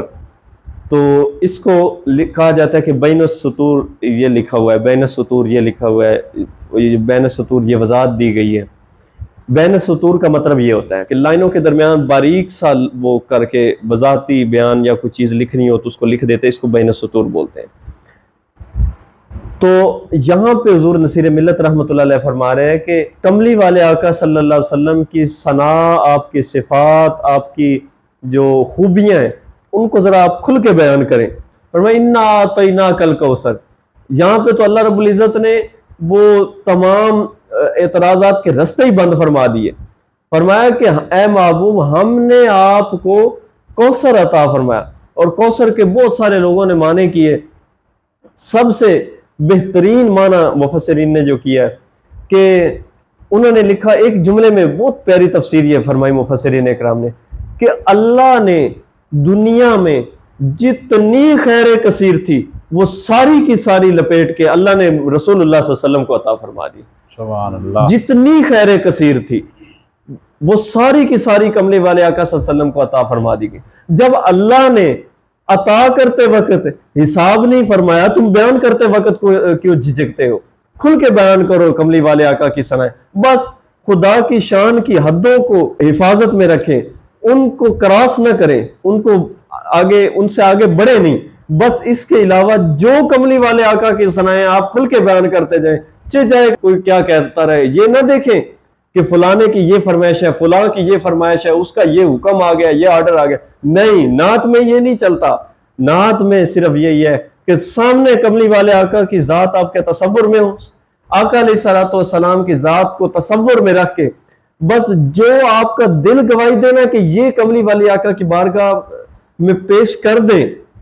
اگر وہ شریعت کی حد میں نہیں توڑ رہے الفاظ، وہ اشعار شریعت کے حدوں کو کراس نہیں کر رہے، تو بس آپ کھل کے وہ کملی والے آقا صلی اللہ علیہ وسلم کی ثنا بیان کرتے جائیں، کیونکہ کل قیامت کے دن آپ نے اللہ رسول کی بارگاہ میں پیش ہونا ہے، نہ کہ ادھر فرمائشی لوگوں کی بارگاہ میں پیش ہونا ہے۔ جی ناظرین، علامہ صاحب جس طرح گفتگو فرما رہے تھے، قبلہ پیر سید نصیر الدین نصیر گیلانی علیہ رحمہ کی ایک ربائی بھی ہے کہ شرح ورفانا لک ذکرک یہ ہے، اللہ اکبر، شرح ورفانا لک ذکرک یہ ہے، محبوب خدا کی کھل کے تعریف کریں، واہ، محبوب خدا کی کھل کے تعریف کریں۔ ہمارے آج کے پروگرام کا عنوان بھی اسی حوالے سے ہے، آداب نعت در کلام نصیر ملت، اور آپ پیر جی کے اشعار سماعت فرما رہے ہیں۔ یہ چند ایک اشعار ہیں جو آپ کے کلاموں سے لیے گئے۔ اگر آپ کے کلام کو تسلی سے پڑھا جائے تو میرے خیال میں ہر دوسرے کلام میں ایک آدھ ایسا شعر ہوتا ہے جو ہمیں یہ سوچ دیتا ہے، یہ فکر دیتا ہے، ہماری اس طرف توجہ دلاتا ہے کہ آپ اگر سرکار دو عالم صلی اللہ علیہ وسلم کی بارگاہ میں پیش ہو رہے ہیں بطور نعت گو شاعر یا بطور نعت خواں، تو آپ کو کس چیز کا لحاظ کرنا چاہیے۔ تو گفتگو کے سلسلے کو آگے بڑھاتے ہیں۔ یہاں پہ ایک بڑا ہی خوبصورت شعر ہے، اور یہ شعر میں سمجھتا ہوں کہ دور حاضر کی ضرورت ہے۔ دور حاضر میں جو نعت گو اور نعت خواں حضرات ہیں، بالخصوص ان کے لیے یہ شعر بہت ہی ضروری ہے، انتہائی ضروری ہے، اور اس شعر کو میں پیش کر رہا ہوں، آپ سماعت کیجئے۔ پیر جی نے فرمایا کہ آل و اصحاب کی سنت میرا معیار وفا، اللہ اکبر، آل و اصحاب کی سنت میرا معیار وفا، تیری چاہت کے عوض جان کا سودا کرنا، اللہ اکبر، تیری چاہت کے عوض جان کا سودا کرنا۔ ناظرین کرام، آج کل آپ دیکھتے ہیں محافل میں اکثر و بیشتر ہمارا ایک رواج بن گیا ہے، ایک روٹین بن گئی ہے کہ نعت خواں حضرات مختلف حوالوں سے ہمیں سننے کو دیکھنے کو ملتے ہیں، جو کہ میں اب بڑے افسوس کے ساتھ یہ بات کر رہا ہوں کہ میرا بھی اسی شعبے سے تعلق ہے، کہیں ایک ادنا سا میں بھی اس شعبے کا طالب علم ہوں۔ تو دیکھا یہ جاتا ہے کہ یہاں پہ معیار جو ہے وہ کچھ اور ہے، تو چلے میں بھی اسی سے کام لے لیتا ہوں۔ کسی اور جگہ پہ دیکھا جاتا ہے کہ یہاں پہ سننے والے کچھ اور طرح کے ہیں، تو چلو میں بھی اسی سے کام لے لیتا ہوں۔ اچھی بات ہے، یہ کام کرنا چاہیے، ماحول کے مطابق کلام پڑھنا چاہیے، لیکن ایسا کلام نہیں پڑھنا چاہیے کہ جس میں آپ صحابہ کی شان بیان کر رہے ہیں اور دوسری طرف اہل بیت کی نفی کر رہے ہیں، یا آپ اہل بیت کی شان بیان کرتے ہوئے جس حد تک بھی جائیں، کیونکہ سرکار دو عالم صلی اللہ علیہ وسلم کا فرمانے علی شان ہے کہ میں تمہارے درمیان دو چیزیں چھوڑے جا رہا ہوں لیکن تم انہیں مت چھوڑنا۔ میں تمہارے درمیان، بڑا مطلب یہ توجہ طلب جملہ ہے کہ سرکار دو عالم صلی اللہ علیہ وسلم نے فرمایا کہ میں تمہارے درمیان دو چیزیں چھوڑ کے جا رہا ہوں، تم انہیں مت چھوڑنا۔ وہ کیا ہیں؟ ایک اللہ کی کتاب ہے، اور دوسری سرکار دو عالم صلی اللہ علیہ وسلم نے فرمایا میری اہل بیت کا ذکر کریں، کھل کے کریں، لیکن صحابہ کی شان جو ہے وہ بھی ملحوظ خاطر رکھیں، جیسا کہ پیر جی نے فرمایا کہ آل و اصحاب کی سنت میرا معیار وفا، آل و اصحاب کی سنت میرا معیار وفا، تیری چاہت کے عوض جان کا سودا کرنا۔ اللہ اکبر۔ حضور نصیر ملت رحمۃ اللہ تعالی علیہ، آپ نے یہاں پہ دو چیزیں بتائیں۔ ایک تو انہوں نے ہمیں یہ بتا دیا کہ اہل بیت اور صحابہ اکرام ان کے درمیان کوئی وہ فرق نہیں تھا، مطلب ان کے مقصد میں کوئی فرق نہیں تھا، ان کا حصول مقصد کا جو سفر تھا، ان کا جو مشن تھا وہ ایک ہی تھا کہ کملی والے آقا صلی اللہ علیہ وسلم کی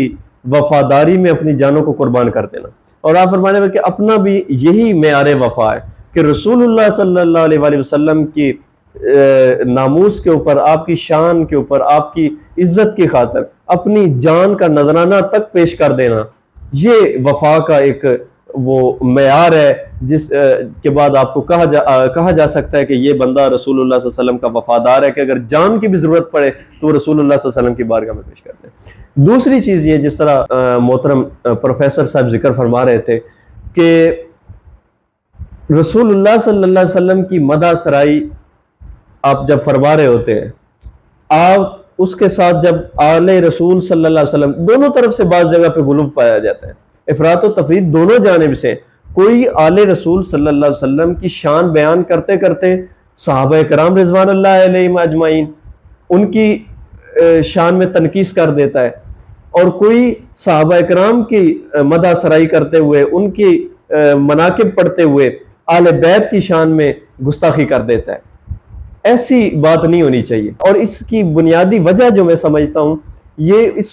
اس وقت زیادہ تر وہ وجود میں آتی ہے کہ آپ ایک افراط و تفریط کا شکار ہوتے ہیں جب صحابہ اور اہل بیت ایک دوسرے کے اوپر ان کو قیاس کرنا شروع کر دیتے ہیں. بھئی یہاں قیاس نہیں ہے. جی ناظرین، علامہ صاحب جس طرح گفتگو فرما رہے تھے، ایک بڑی عام سی میں آپ کو مثال دیتا ہوں معاشرے کی، کہ ہم کبھی کبھی ایسا ہوتا ہے کہ کوئی بات کر بیٹھتے ہیں، تھوڑا اوپر لیول کا بندہ ہوتا ہے تو ہمیں بڑے بھی یہی تلقین کرتے ہیں کہ وہ بڑے لوگ ہیں جی، آپ ان کی بات نہ کیا کریں. تو یہ دنیا دار اگر بڑے ہو سکتے ہیں تو پھر وہ کتنی بڑی شخصیات ہیں، ان کا مقام کیا ہے. ہمارا یہ کام نہیں بنتا، اور ہمارے لیے باعث شرم یہ بات ہے کہ ہم جو ہے وہاں پہ ان چیزوں کو کمپیئر کرنے کے لیے بیٹھ جاتے ہیں کہ یہ ہے، وہ ہے، فلاں ہے. ہمارا جو کام ہے وہ کیا ہے کہ ہم نماز پڑھیں، زکوٰۃ دیں، ذکر اذکار کریں. اس کی تو تلقین فرمائی گئی قرآن مجید میں بھی، اور اسی طرح سرکار دو عالم صلی اللہ علیہ وسلم نے اپنی احادیث مبارکہ کی روشنی میں بھی فرمایا کہ افضل الذکر لا الہ الا اللہ و افضل الدعاء الاستغفار. تو ہم کیا یہ کام کر رہے ہیں، یا جو کام نہیں کرنے والا وہ کر رہے ہیں؟ اللہ کریم ہمیں ہدایت عطا فرمائے. پیر جی علیہ الرحمہ نے فرمایا کہ ملا وہ درس رسول خدا کی محفل میں، ملا وہ درس رسول خدا کی محفل میں، جو آ کے بیٹھے وہ کہتے خدا خدا اٹھے. ملا وہ درس رسول خدا کی محفل میں، جو آ کے بیٹھے وہ کہتے خدا خدا اٹھے. تو اس ذات پاک نے تو ہمیں یہ درس دیا ہے. بہرحال اللہ کریم سے ایک مرتبہ پھر یہ دعا ہے، اللہ کریم کی بارگاہ میں ہم جو ہے دعا کرتے ہیں کہ اللہ خالق کائنات ہمیں باعمل اور باادب مسلمان بنائے. ناظرین کرام، آپ پروگرام دیکھ رہے ہیں افکار نصیر. آج کا ہمارا موضوع جو ہے وہ آداب نعت در کلام نصیر ملت. اسی حوالے سے گفتگو کا سلسلہ بھی جاری ہے. یہاں پہ ہم ایک کلام شامل کرتے ہیں. میرے ساتھ جان محمد عباسی موجود ہیں. میں گزارش کروں گا کہ آپ نعت پاک کے اشعار ہمارے ناظرین کو سنائیں. ایک میں ہی نہیں ان پر قربان زمانہ ہے. ایک میں ہی نہیں ان پر قربان زمانہ ہے. جو رب دو عالم کا محبوب یگانہ ہے. جو رب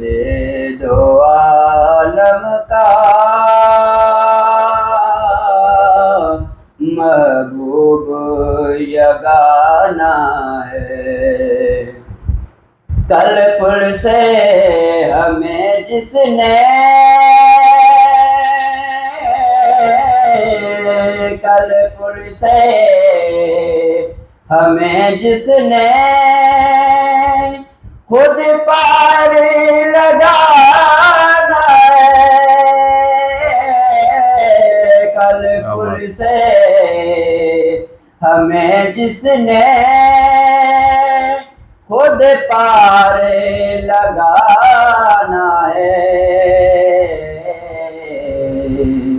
زہرا کا وہ بابا ہے، حسنین کا نانا ہے. زہرا کا وہ بابا ہے، حسنین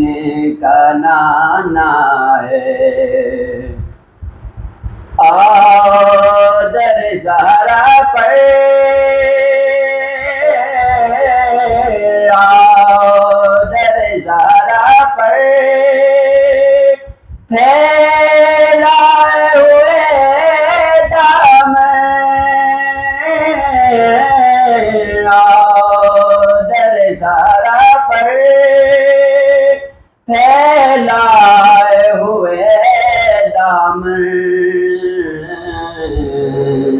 ہے نسل کریمہ کی لجپال گھرانہ ہے نسل کریمہ کے لجپال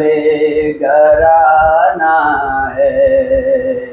سبحان اللہ یہ کہہ کے در حق سے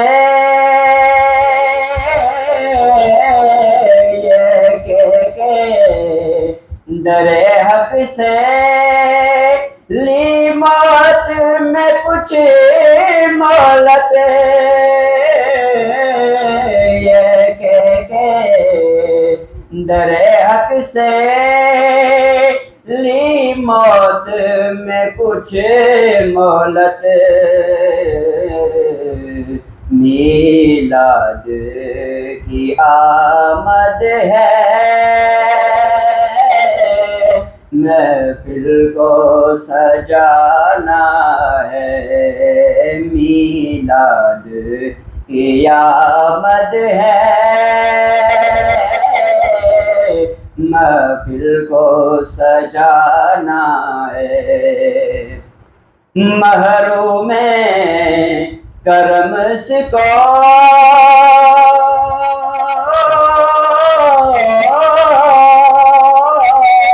محروم کرم سکو رکھیے نا سرے محشر محروم کرم سکو رکھیے نا سرے محشر جیسا ہے نصیر آخر ساحل تو پرانا ہے جیسا ہے نصیر ہے ساحل تو پرانا ہے ایک میں ہی نہیں ان پر قربان زمانہ ہے جو رب دو عالم کا محبوب یگانہ ہے سبحان اللہ ماشاء اللہ ایک میں ہی نہیں اس پر قربان زمانہ ہے جو رب دو عالم کا محبوب یگانہ ہے کلام نصیر ملت پیش فرما رہے تھے جان محمد عباسی جی ناظرین گفتگو کا سلسلہ جاری ہے یہاں پہ میں ایک اور شعر پیش کرنا چاہ رہا ہوں بڑا خوبصورت شعر ہے اور جو کلام اس بچے نے پڑھا ہے اسی کلام کے مقطع سے اس شعر کو میں سمجھتا ہوں کہ ایک خاص تعلق حاصل ہے ایک خاص مماثلت ہے شعر عرض ہے پیر جی علیہ الرحمہ نے فرمایا کہ شہ انعام کے در سے فروتنی کی قسم شہ انعام کے در سے فروتنی کی قسم نصیر بندہ عاجز ہے خود پسند نہیں نصیر بندہ عاجز ہے خود پسند نہیں جیسا کہ مقطع میں پیر جی نے فرمایا محروم کرم رکھیے اس کو نہ سرے محشر جیسا ہے نصیر آخر سائل تو پرانا ہے کیا سائل بنے ہیں اپنے نانا جان کی بارگاہ میں اور کس طرح سے عرضی پیش کی ہے اسی شعر کے ضمن میں نے یہ شعر کہا کہ شہ انعام کے در سے فروتنی کی قسم نصیر بندہ عاجز ہے خود پسند نہیں علامہ صاحب ہمارے ناظرین کو اس شعر کے حوالے سے آپ کیا میسیج دینا چاہیں جو ہم نے پہلے دو شعر پہلے تشریح کی تھی کہ تحدیث نعمت کے حوالے سے ہم نے بات کی کہ آپ نے جو چیزیں کچھ بیان فرمائی ہیں اپنے بارے وہ محض تحدیث نعمت ہے اور خدا کا کرنا کہ آپ ہی کے کلام سے اس کا جواب بھی مل گیا ہے بے شک آپ یہاں پہ فرما رہے ہیں کہ میں اپنی نفی کر رہے ہیں کہ اور یہاں پہ اتنی بڑی بات ہے کہ آپ رسول اللہ صلی اللہ علیہ وسلم نے جو عاجزی کی تعلیمات عطا فرمائی ہیں ان کی قسم اٹھا کے بات کر رہے ہیں اللہ اللہ قسم اٹھا کے بات کر رہے ہیں کہ میں کوئی خود پسند نہیں ہوں میں اپنی خود پسندی نہیں کر رہا یہ جو کچھ اوپر کہیں میں اپنے کلام میں اپنی تحریرات میں اپنے بارے میں کچھ چند چیزیں بیان کی ہیں ذکر کی ہیں وہ محض تحدیث نعمت ہے اللہ کی نعمتوں کا ذکر کرنا ہے، جو کہ تعلیم قرآن ہے، حکم قرآن ہے کہ آپ اللہ کی نعمتوں کا ذکر کیا کریں، بیان کیا کریں، یہ تحدیث نعمت ہے اور کچھ بھی نہیں ہے۔ سب سے بڑی بات یہ ہے کہ یہ صرف ایسے بات نہیں کی بلکہ اس کی قسم کے ساتھ آپ تصدیق کریں، اور قسم بھی اتنی بڑی کہ رسول اللہ صلی اللہ علیہ وسلم نے جو ہمیں عاجزی کا درس دیا، تکبر سے منع فرمایا، ان تعلیمات کی قسم اٹھا کے کہہ رہے ہیں کہ ان کے رسول کی ان تعلیمات کی قسم، ان فروتنی کی تعلیمات، عاجزی کی تعلیمات کی قسم کہ میں خود پسند نہیں ہوں، مجھے اپنی تعریف کروانے کی کوئی ضرورت نہیں، تعریف کے لائق جو ذات ہے صرف اسی کی تعریفیں ہیں، میری اپنی کوئی تعریف نہیں۔ اور ساتھ یہ شعراء اور ادیبوں کو یہ پیغام دے گئے کہ اپنی تعریفیں کبھی نہ کریں، ہاں تحدیث نعمت کے طور پہ کچھ چیزیں بیان کریں تو جب بھی کریں، لیکن کبھی بھی، چونکہ ہمارا یہ وہ آداب کے حوالے سے پروگرام ہے تو اس شعر میں بھی آداب کا پہلو موجود ہے۔ آپ قسم اٹھا کے یہ چیز بتا گئے ہمیں کہ میں نہ خود اپنی کوئی خود پسندی اور خود ستائی کر رہا ہوں، اور نہ ہی آپ اپنی تعریفیں کریں، بلکہ تعریف اللہ کی کریں اور اللہ کے رسول صلی اللہ علیہ وسلم کی کریں، ان کی تعریف کریں جو تعریف کے لائق ہیں، جن کو اللہ نے کوئی بڑی شان عطا فرمائی ہے۔ یہ آپ کی عاجزی کی انتہا ہے، ورنہ آپ کی شان کو کم تو نہیں کہ خون رسول ہونا،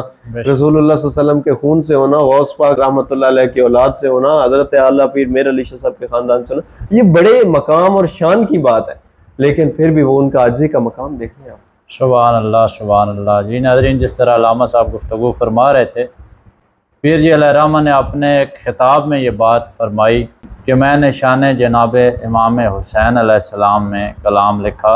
اور وہ کلام مجھے تصدیقی طور پہ کسی بندے نے آ کے کہا کہ یہ مقبول بارگاہ امام حسین ہے،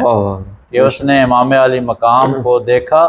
اور آپ نے کچھ کلام رکھے ہوئے تھے، اور سب سے اوپر جو کلام تھا وہ قبلہ پیر جی علیہ الرحمہ کا کلام تھا۔ تو یہ ایسی شخصیت ہے کہ جو بلا تحقیق کوئی بات نہیں فرماتے تھے، جو باتیں بھی آپ نے کہیں، چاہے وہ کلام میں کہیں، چاہے وہ خطاب میں کہیں، وہ تصدیق کرنے کے بعد کہیں۔ اور عاجزی کے حوالے سے گفتگو ہو رہی ہے تو یہاں پہ ایک اور میں آپ کو خوبصورت موتی پیش کر رہا ہوں پیر جی کا۔ فرماتے ہیں کہ شرم سیاں سے نہیں سامنے جایا جاتا، شرم سیاں سے نہیں سامنے جایا جاتا، یہ بھی کیا کم ہے تیرے شہر میں آئے ہوئے ہیں، یہ بھی کیا کم ہے کہ تیرے شہر میں آئے ہوئے ہیں، یہ بھی کیا کم ہے کہ تیرے شہر میں آئے ہوئے ہیں۔ تو سرکار دو عالم صلی اللہ علیہ وسلم کے شہر مدینہ کی بات یہ سرکار دو عالم کے خانوادہ کا ایک بچہ کیسے کر رہا ہے، کیسے خوبصورتی کے ساتھ اپنی جد اعلیٰ، حالانکہ جب گھر کی بات ہوتی ہے، اور گھر کی بات دیکھیں پیر جی نے کیسے کی، گھر کی بات جب کرتے ہیں تو گھر کے حوالے سے پیر جی علیہ الرحمہ نے بڑا خوبصورت شعر کہا، اتنا بڑا آپ نے ہمیں درس دیا کہ بندہ دنگ رہ جاتا ہے کہ پیر جی نے کس تناظر میں اور کیسے یہ شعر کہا۔ فرماتے ہیں کہ عشق سرکار کی دولت کو کریں عام نصیر، عشق سرکار کی دولت کو کریں عام نصیر، گھر کی دولت ہے مگر اس کو نہ گھر میں رکھیے، گھر کی دولت ہے مگر اس کو نہ گھر میں رکھیے۔ اور اس سے قبل جس شعر پہ بات ہو رہی تھی، شرم سیاں سے نہیں سامنے جایا جاتا، یہ بھی کیا کم ہے کہ تیرے شہر میں آئے ہوئے ہیں۔ اسی حوالے سے علامہ صاحب میں آپ سے گزارش کروں گا کہ جب بندہ مدینہ شریف میں حاضر ہوتا ہے تو اس بارگاہ کا مقام تو اللہ اللہ، کہ جبریل علیہ السلام بھی جب آتے ہیں تو پھر کیسے آپ نے سرکار کی بارگاہ میں حاضری پیش کی، تو آپ ہمارے ناظرین کو ذرا بتائیے اس حوالے سے۔ سب سے پہلے تو میں یہ بات کلیئر کر دوں کہ اگر کوئی کہے کہ یہ شعر بے ربط پڑھ دیا گیا، پروگرام سے کیا تعلق ہے؟ بھائی اس کا پروگرام سے بہت بڑا تعلق ہے کہ شہر مدینہ میں حاضری صرف فزیکلی نہیں ہوتی کہ آپ وہاں پہ جائیں تو آپ حاضر ہوئے ہیں تو وہاں پہ آپ کھڑے ہیں تو بس یہی حاضری نہیں، بلکہ آپ جب نعت لکھ رہے ہوتے ہیں، جب نعت پڑھ رہے ہوتے ہیں، اس وقت بھی اگر کوئی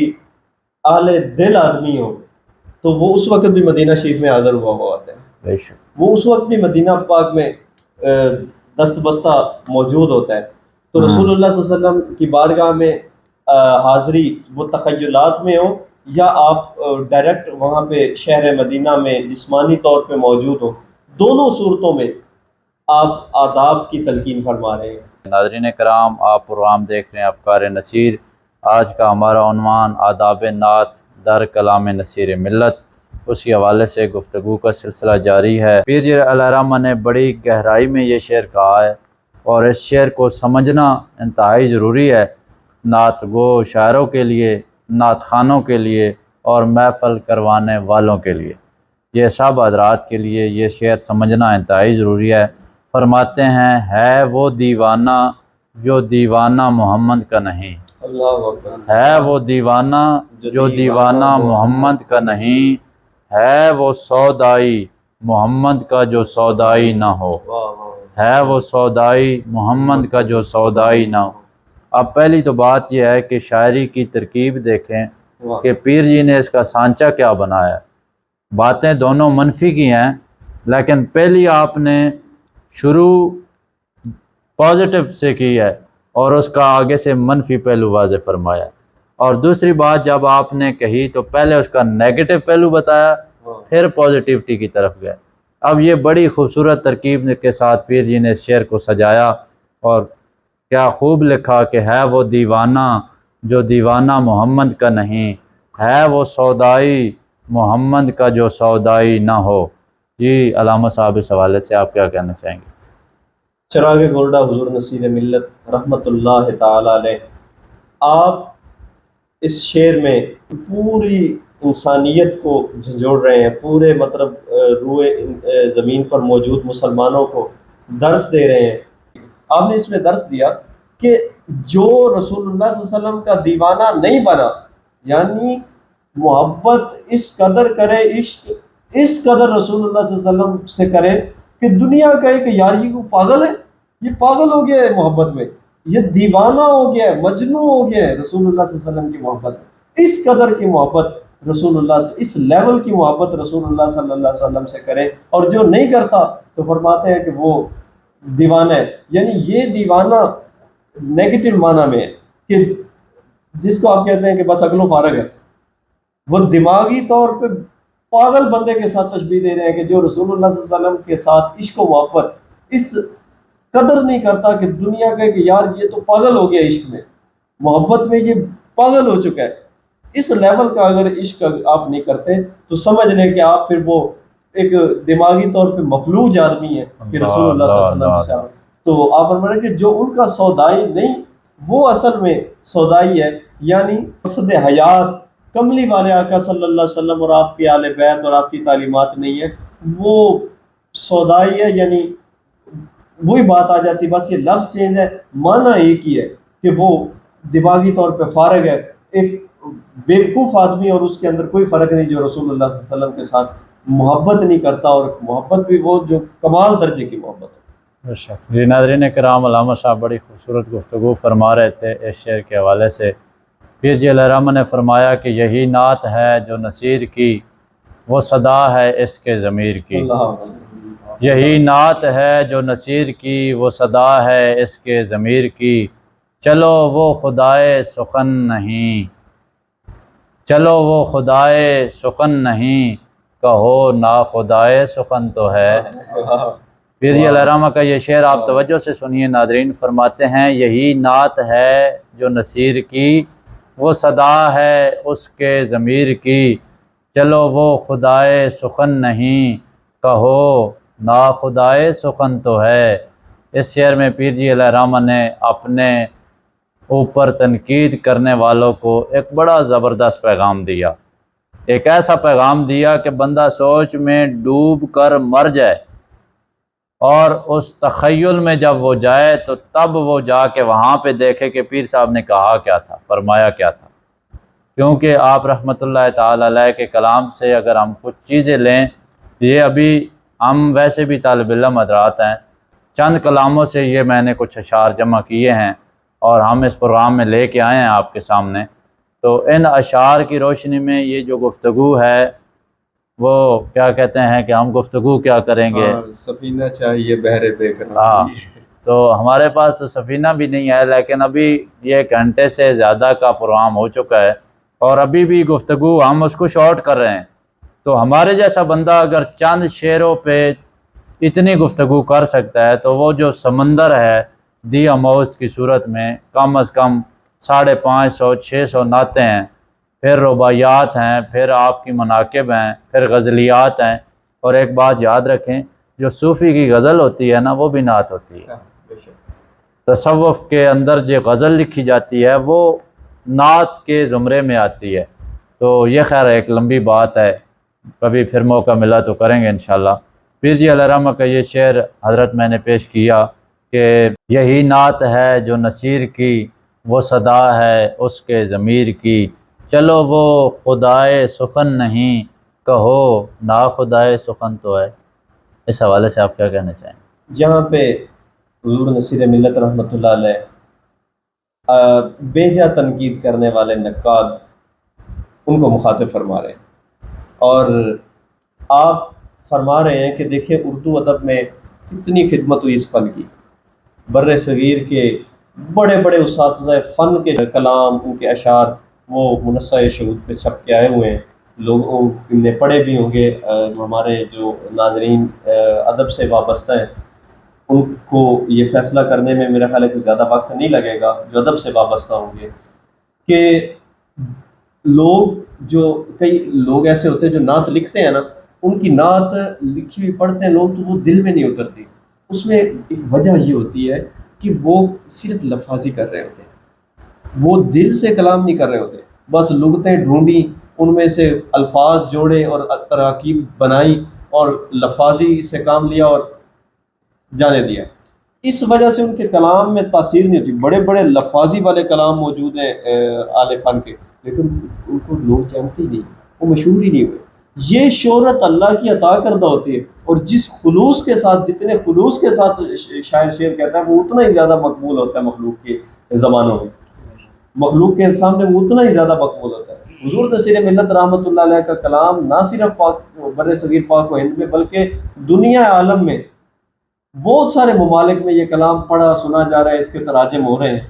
تو اس کی وجہ وہ خود بتا گئے ہیں کہ یہ جو میری نعتیں لکھی ہوئی ہیں، میں نے جو کلام کیا ہوا ہے، یہ لفاظی نہیں ہے بلکہ یہ میرے ضمیر کی آواز ہے۔ اللہ اللہ اللہ، سبحان اللہ۔ یہ لغتیں کھنگال کے لفاظی نہیں کی ہوئی، یہ لفظ جوڑ کے تراکیب جوڑ کے اور کتابیں نہیں چھاپی ہوئی، بلکہ آپ فرما رہے ہیں یہ جو میری نعتیں ہیں، یہ جو نصیر نے نعتیں لکھی ہیں بھائی، یہ اس کے ضمیر کی آواز ہے،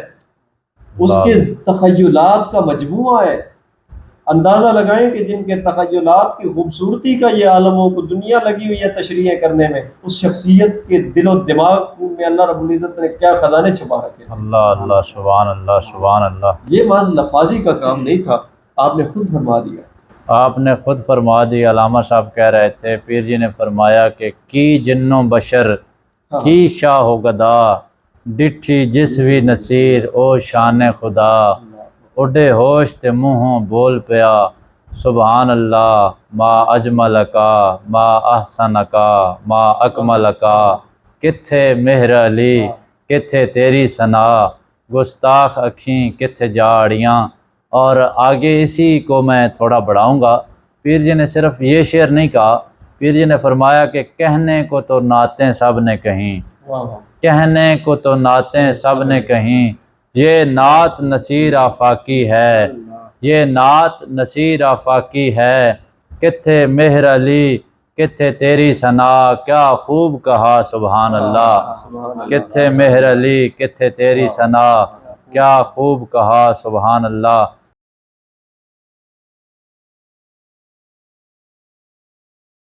جی ناظرین کرام، آپ پروگرام دیکھ رہے ہیں افکار نصیر، اور آج کا ہمارا جو موضوع ہے وہ ہے آداب نعت در کلام نصیر۔ اسی حوالے سے گفتگو کا سلسلہ بھی جاری ہے۔ یہاں پہ ہمیں جوائن کیا ہے میری نصیریہ نعت اکیڈمی کے طالب علم مراد علی نے۔ مراد علی، آپ کو میں خوش آمدید کہتا ہوں۔ آپ سے ہی گزارش کروں گا کہ آپ ہمارے ناظرین کو نعتیہ کلام سنائیے۔ اکثر روئے مصطفیٰ سے ایسی زیبائی ملی، اکثر روئے مصطفیٰ سے ایسی زیبائی ملی، کھل اٹھا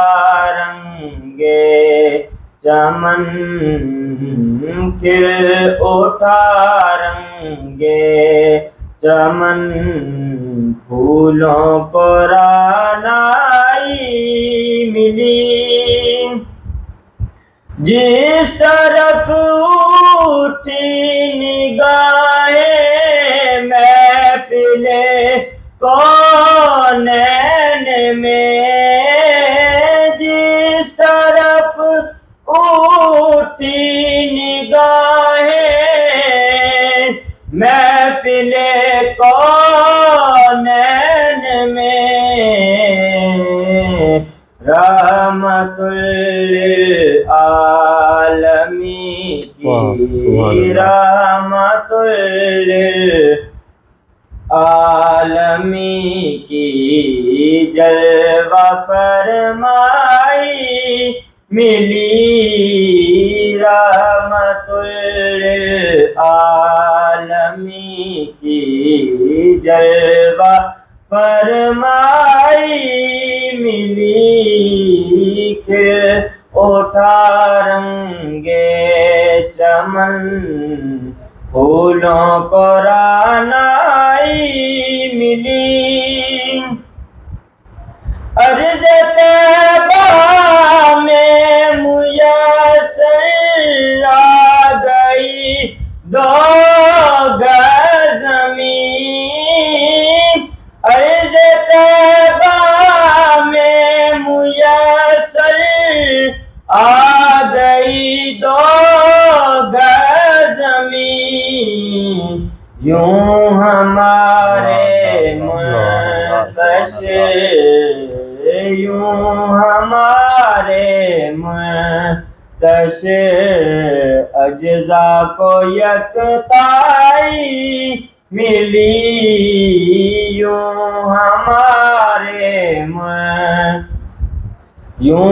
ہمارے منتشر اجزا کو یکتائی ملی کھل اٹھا رنگے چمن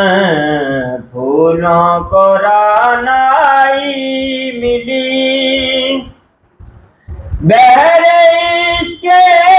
مصطفیٰ کا ماجرا ہو کیا بیان بحر عشق مصطفیٰ کا ماجرا کیا ہو بیان لطف آیا ڈوبنے کا لطف آیا ڈوبنے کا جتنی گہرائی ملی کھل اٹھا رنگے چمن پھولوں کو رعنائی ملی چادر زہرا کا سایہ ہے میرے سر پر نصیر چادر زہرا کا سایہ ہے میرے سر پر نصیر فیض نسبت دیکھیے فیض نسبت دیکھیے نسبت بھی زہرائی ملی فیض نسبت دیکھیے نسبت بھی زہرائی ملی کہ اٹھا رنگے چمن پھولوں کو رعنائی ملی اب سے روئے مصطفیٰ سے ایسی زیبائی ملی۔ ماشاءاللہ سبحان اللہ، ماشاء اللہ۔ مراد علی بڑا خوبصورت کلام پیش فرما رہے تھے۔ अक्सर रूए मुस्तफ़ा से ऐसी ज़ेबाई मिली, खिल उठा रंगे चमन फूलों को रानाई मिली। क़िबला सैयदी हज़ूर नसीर मिल्लत का एक बड़ा ही खूबसूरत और शोरा आफाक कलाम आपने समाअत किया। आज का हमारा प्रोग्राम, उसका उन्वान आदाब नात दर कलाम नसीर मिल्लत। उसी हवाले से गुफ्तगू करने के लिए मेरे साथ अल्लामा अब्दुर्रहमान साहब तशरीफ़ फरमा हैं। यहाँ पे गुफ्तगू के सिलसिले को आगे बढ़ाते हैं। शेर अर्ज़ कर रहा हूँ। हम हैं और उनकी इनायात का इकरार नसीर, हम हैं और उनकी इनायात का इकरार नसीर। नात लिखनी है ज़ुबां कोई ज़मीं कोई हो, वाह वाह। नात लिखनी है ज़ुबां कोई ज़मीं कोई हो। जी नादरीन, यहाँ पे अल्लामा साहब हमारे साथ तशरीफ़ फरमा है। मैं आपसे गुजारिश करूँगा कि इस शेर के हवाले से हमारे नादरीन को वज़ाती मैसेज। माशाअल्लाह, चूँकि हुज़ूर नसीर मिल्लत रहमतुल्लाह अलैह आप ख़ुद बहुत सारी ज़बानें जानते थे, आपका एक लक़ब भी मशहूर है, शायर हफ्त ज़बान। उसकी वजह यह है कि आप को 7 ज़बानों के ऊपर अबूर हासिल था। 7 ज़बानों में आपने शायरी फरमाई है जो कि 7 ज़बानों में छप चुकी है। बिल्कुल। इस वजह से आपको दूसरा शायर हफ्त ज़ुबान कहा जाता है। और मेरा ख्याल है कि शायरी की कोई सिनफ आपने छोड़ी नहीं है, कोई बहर, कोई सिनफ या कोई वज़न औज़ान जो इस्तेमाल होते हैं वो आपने छोड़े नहीं हैं। हुज़ूर नसीर मिल्लत रहमतुल्लाह अलैह ने कुछ लोग होते हैं ना कि कहते हैं यार ये तर्ज कौन सी है, ये किस बहर में लिख दी, बस वो होता ये है कि जो खाली बर्तन होता है वो थोड़ा हर वक्त इधर उधर या हिले तो आवाज़ें तो देता ही रहता है। आपने उन बेजा एतराज़ों का रद्द फरमाया, जवाब अता फरमाया कि भाई मकसद है नात लिखना। इस बात पे डिपेंड करता है कि आप लिख क्या रहे हैं, आप जो ज़बान से अल्फाज अदा कर रहे हैं वो क्या बोल रहे हैं, और आप के जो लिखे हुए अल्फाज हैं उनके मानी क्या बनते हैं, क्या वो दरबार रिसालत सल्लल्लाहु अलैहि वसल्लम की लायक भी है या नहीं। ये चीज़ मैटर नहीं करती कि आप किस शेर को किस ज़मीन में लिख रहे हैं, किन अल्फाज को कौन से ज़बान में कौन से वज़न में इस्तेमाल कर रहे हैं, इन चीज़ों को नहीं देखा जाता। देखा ये जाता है कि आप लिख क्या रहे हैं, आपकी नात लिखने का अंदाज और आदाब क्या है, आप आदाब रिसालत और मकाम रिसालत का ख्याल कितना रख रहे हैं। ये औज़ान, ये ज़बानें, ये तो चलती रहती हैं, इनका नात के शोबे में कोई वो इतनी वक़्त नहीं होती, बस वज़न पे कलाम होता है। और मुख्तलिफ ज़बानों में लोगों ने तकरीबन दुनिया की कसीर तादाद, दर्जनों और सैकड़ों की तादाद में ज़बानें जिनमें रसूलुल्लाह सल्लल्लाहु अलैहि वसल्लम की मदह सराई होती है। लेकिन आपने फरमाया ये ना देखो कि कौन सी ज़बान में शेर कहा जा रहा है, किस बहर में, किस ज़मीन में लिखा जा रहा है, बल्कि देखो ये कि इस बंदे का वो अंदाज़े तकल्लुम क्या है, इसका तख़य्युल कितना आला है, इसका जो इसके ज़मीर की आवाज़ वो दरबार रिसालत में जो वो पहुंचा रहा है उसमें दर्द और सोज कितना है। बेशक। जी नाज़रीन, अल्लामा साहब खूबसूरत गुफ्तगू फरमा रहे थे, और यहाँ पे हमारा ये प्रोग्राम चूँकि अपने अख्ताम की जानिब बढ़ता चला जा रहा है।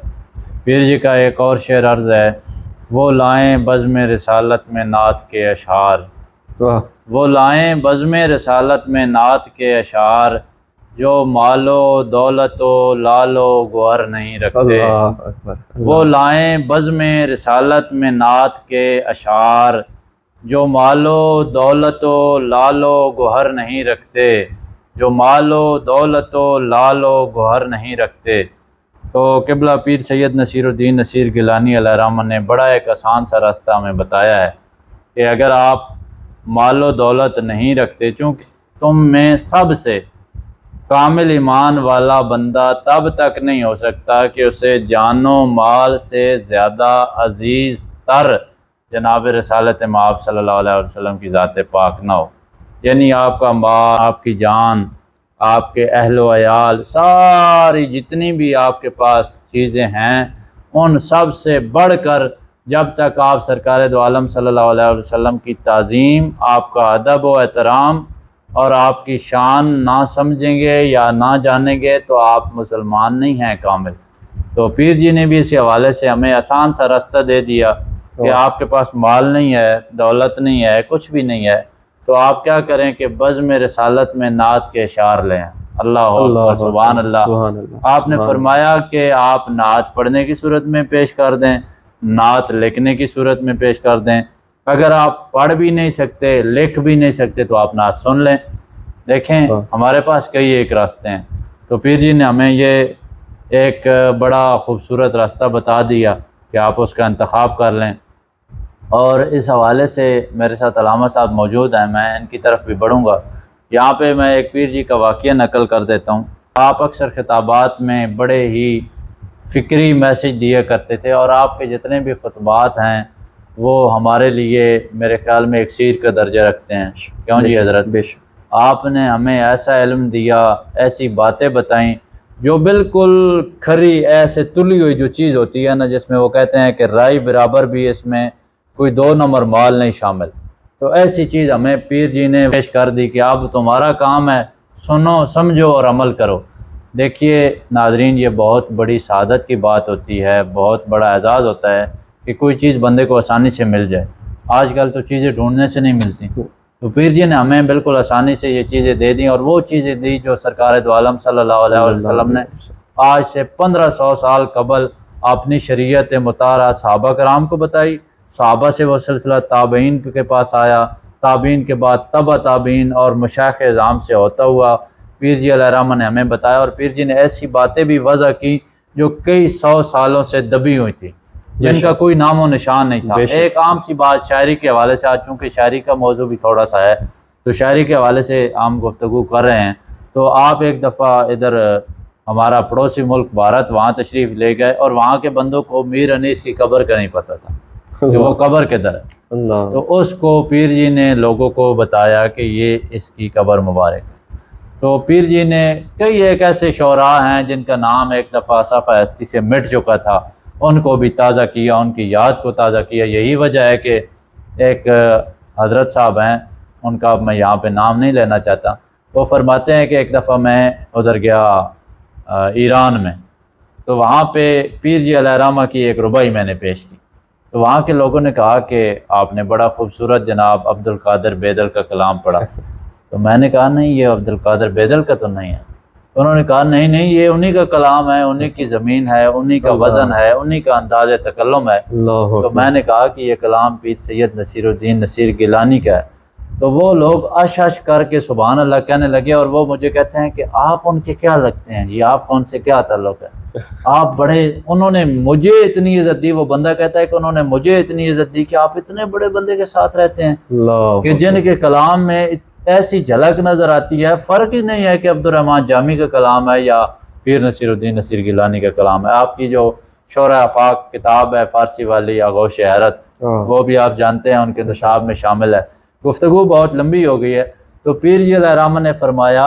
کہ آپ کو کیا ضرورت پڑی کہ آپ کسی نامینیٹڈ نعت خان کو بلائیں، کسی بڑے ایسے نعت خان کو، آج کل ماشاءاللہ ہم لوگ لکھواتے ہیں عالمی شہرت یافتہ نعت خان۔ تو یہ جملہ بھی ایک، اب میں اس چیز کو پس پردہ ہی رکھنا چاہتا ہوں۔ اللہ کریم ہمیں سرکار دو عالم صلی اللہ علیہ وسلم کا جب ثنا خوان بنا دے تو پھر عالمی شہرت اس میں کوئی معنی نہیں رکھتی۔ بہرحال یہ معاشرے کا رواج ہے، روایت ہے۔ اللہ کریم ہمیں عمل کی توفیق عطا فرمائے۔ تو پیر جی نے فرمایا کہ آپ خود نعت پڑھیں، آپ خود بزم رسالت سجائیں اور اس میں جناب آپ نعت پڑھیں، اور پھر سرکار دو عالم صلی اللہ علیہ وسلم کی برگاہ میں جب آپ استغاثہ پیش کریں گے، حاضری پیش کریں گے، دیکھیں وہ پاک برگاہ آپ کو قبولیت کی سند کیسے دیتی ہے۔ ناظرین، یہاں پہ غریب پروری کی جا رہی ہے، غریبوں کا خیال رکھا جا رہا ہے، کیونکہ جو آج ہمارا دور چل رہا ہے اس میں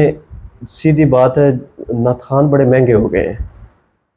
بڑے مہنگے ہو گئے ہیں، اس سے بڑا کوئی لفظ ہے وہ استعمال کریں، بس اتنا ہی بڑے کہوں گا، ہی مہنگے ہو گئے، بڑے ہی مہنگے ہو گئے ہیں کہ وہ کیا کہتے ہیں، اگر ایک بندے نے، غریب بندے نے محفل کروانی ہونا تو اس کو یوں محسوس ہوتا ہے کہ جیسے وہ اپنے کسی بچے کی شادی کر رہے ہیں، اتنا خرچہ ہو جاتا ہے اس کو۔ تو حضور نصیر ملت رحمۃ اللہ علیہ آپ فرما رہے ہیں کہ جس کے پاس مال و دولت، لال و گور، ان کی بھاری فیسیں، پیسہ نہیں ہے، تو بھائی بالکل پریشان ہونے کی ضرورت نہیں ہے.